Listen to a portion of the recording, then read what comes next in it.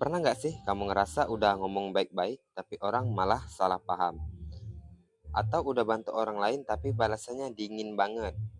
Aku juga ngerasa sering ngerasain itu.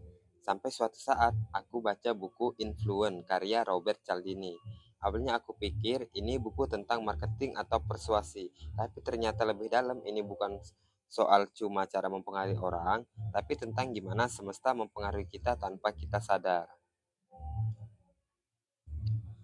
Cialdini bilang, manusia punya pola respon otomatis yang muncul dari bawah sadar. Tapi kalau aku tarik ke hukum semesta, sebenarnya kita juga hidup di bawah respon semesta. Apa yang kita beri seringkali kembali bukan karena mistis, tapi karena ritme alam semesta itu bekerja seperti sistem timbal balik. Bayangin karya editor di balik layar hidup kita. Semesta itu kayak penyunting. Kalau kamu kasih niat baik, semesta edit ulang jadi peluang. Kalau kamu kasih niat buruk, semesta kasih revisi yang keras. Siapa yang pernah bantu teman kecil, bantuin tugas, nggak ngarep apa-apa, tapi beberapa hari kemudian dia bantu aku tanpa aku minta. Di situ aku sadar hukum timbal balik itu nyata. Dan Cialdini bilang ini adalah prinsip paling kuat dalam pengaruh. Dan ini sering dimanfaatkan di teknik marketing ya, kayak misalkan di buku Robert Cialdini kan bilang kayak ada ayah, ibu, anak kecil masuk ke toko mainan. Sebelum itu si anak kecil misalkan dikasih permen. Nah, itu kan bikin orang tuanya senang, tapi akhirnya timbal balik itu adalah si anak kecil bisa membeli banyak mainan dengan orang tuanya nggak merasa tertekan. Padahal sebenarnya itu adalah teknik timbal balik. Kalau hidup itu naskah, maka setiap kebaikan adalah kalimat yang nanti dikembalikan ke kita dalam bentuk paragraf baru. Editornya ya semesta itu sendiri. Prinsip kedua, prinsip konsistensi atau komitmen. Lucunya, manusia itu pengen dianggap konsisten. Sekali bilang aku peduli, dia akan terus menjaga citra itu. Tapi kalau ditarik ke hukum semesta, ini mirip kayak benih yang kita tanam. Sekali kita tanam niat, semesta bantu menumbuhkan. Tapi kamu juga harus nyiram setiap hari. Kadang kita gagal bukan karena semesta nggak adil, tapi karena kita berhenti menyiram.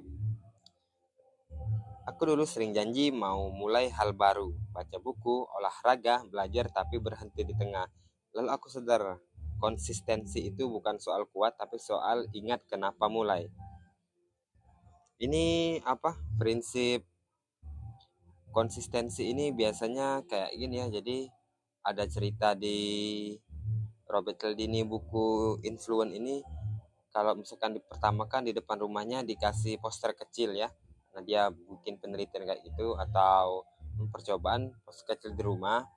1 minggu enggak, dia kan izin kayak gitu boleh. Terus 1 minggu, 2 minggu, 1 bulan, baru dia masang poster besar di depan rumah kayak baliho kayak gitu. Terus itu 70% diizinin atau dibolehin. Tapi kalau kita langsung pasang baliho tanpa awal yang kayak komitmen atau konsistensi kayak gitu, itu 20% cuman yang berhasil, malah kadang persentasenya lebih kecil. Jadi kayak misalkan sekali kita bilang iya, maka ke depan kita akan bilang iya.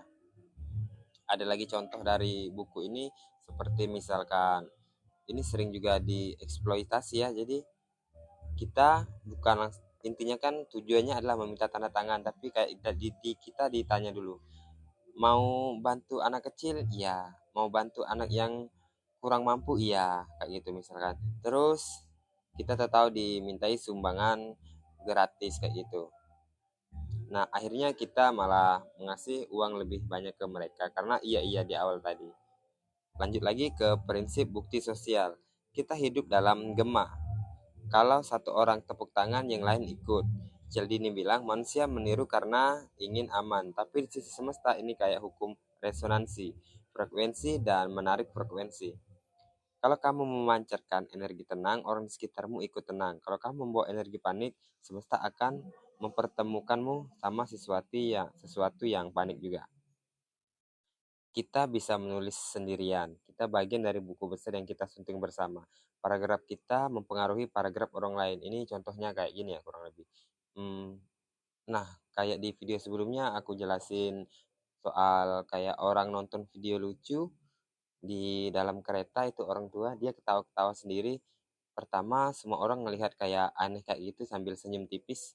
Terus di 30 detik pertama mulai hampir 70% itu mulai senyum tipis. Di 1 menit ada satu dua orang yang ikut ketawa.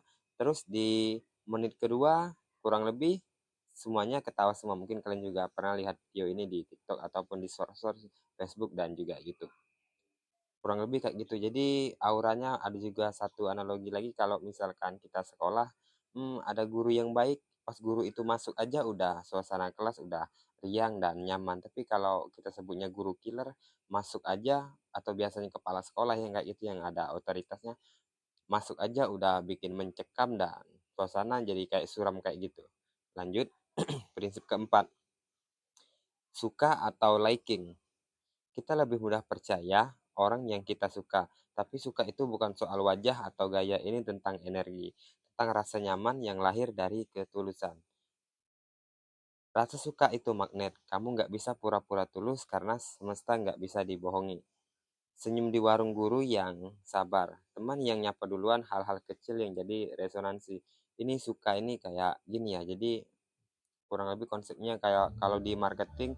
Jadi kalau misalkan ada yang datang, misalkan kita bikin seolah-olah kita jadi penjual atau penjual bunga atau penjual apapun, kalau ada calon pelanggan datang terus kita lihat dia kayak ngomong pakai bahasa, kita cari apa namanya celahnya, misalkan ada dua orang ngomong pakai bahasa daerah, nah kita kebenaran tahu bahasa daerah itu kita ikut-ikut aja deh pakai daerah itu.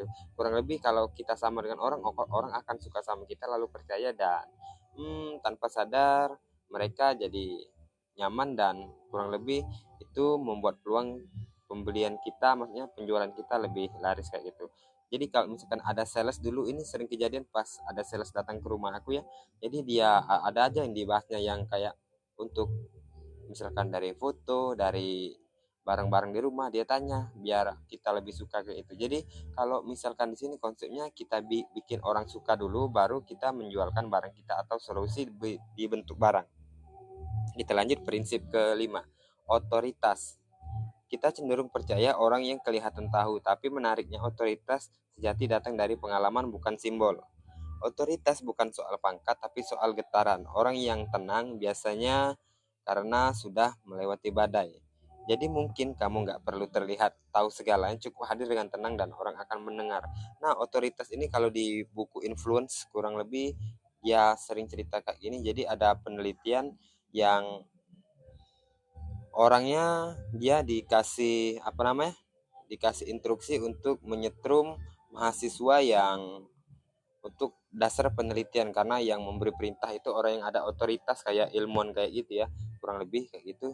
Terus alhasil walaupun sebenarnya ini setruman itu setruman palsu ya, jadi yang mahasiswa itu adalah aktor. Jadi dari situ yang jadi yang diteliti itu adalah orang yang memencet tombol agar mereka kesetrum, walaupun ada yang berteriak kayak aku ada penyakit jantung nanti kalau disetrum bakal sakit, 80% mereka meneruskan itu. Tapi beda lagi dengan yang jika yang memberi perintah itu bukan orang yang ada otoritas atau orang yang nggak ada pangkat kayak gitu, 80% malah mereka itu menolak ya, bahkan berhentikan untuk menyetrum mahasiswa, yang mahasiswa itu sebenarnya adalah aktor yang pura-pura kesakitan saat dipencet tombol. Lanjut lagi, prinsip keenam, kelangkaan atau scarcity. Manusia lebih menghargai sesuatu yang langka, tapi dalam hukum semesta, yang langka bukan barang tapi kesadaran. Kebaikan kecil, kesabaran, ketenangan itu makin langka, dan justru karena langka itu berharga. Kadang kita pikir revisi hidup itu menyakitkan, padahal itu cara semesta menyisakan yang benar-benar penting. Nah, kurang lebih kayak gini ya, kalau di buku Robert Cialdini. Dan nah ini aku juga jualan di TikTok. Pernah nggak sih kalian kalau misalkan di TikTok itu ada, wah buruan ini sebelum kehabisan, itu adalah teknik scarcity atau kelangkaan. Jadi kalau misalkan ada yang kata scarcity itu, orang kan sebenarnya masuk ke dalam psikologi manusia atau sifat dasar manusia untuk wah ini langka dan nggak mau ketinggalan kayak gitu, kurang lebih kayak FOMO-FOMOan. Padahal itu cuman kata-kata, cuman memasukin scarcity aja sih. Tapi kita ada prinsip, jika kita membuat konten atau apapun yang nggak ada scarcity dengan yang ada scarcity-nya, itu 70% lebih ada hasil penjualan dengan ditambah scarcity-nya. Nah, intinya itu kan sudah ada 6 prinsip ya dari Robert Cialdini. Nah, lanjut lagi. Jadi kalau digabung, ke-6 prinsip ini bukan cuma tentang mempengaruhi orang lain, tapi tentang memahami aliran hidup, timbal balik, konsistensi, bukti sosial, rasa suka, otoritas, dan kelangkaan. Semuanya bekerja bukan di kepala, tapi di hati, di energi, tindakan kecil yang kita ulangin setiap hari. Kalau kamu ngerasa video ini berarti, berarti kamu udah ngerasain salah satu hukum itu bekerja. Ceritain di kolom komentar prinsip mana yang paling kamu rasain di hidupmu. Apa nonton di TikTok atau di YouTube ataupun dimanapun. Tekan subscribe biar bisa tumbuh bareng yuk.